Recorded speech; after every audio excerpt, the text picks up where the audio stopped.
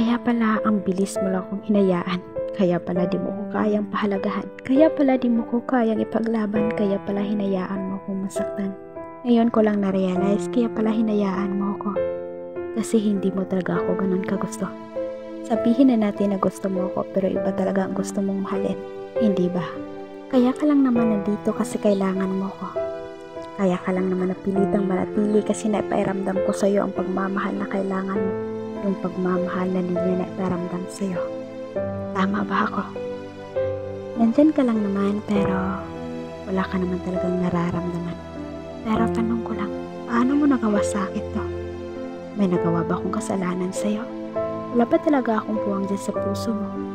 Ngayon ako'y nadudurog at nalilito at unti-unti pang minawasak ang aking puso sa tuwing maalala kita. Sobrang nasasaktan pa ako kasi minahal kita ng totoo.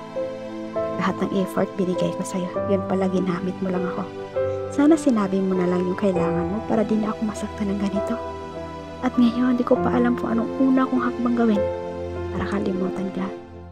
Kalimutan lahat ng ginawa mong sakit at mga alaala.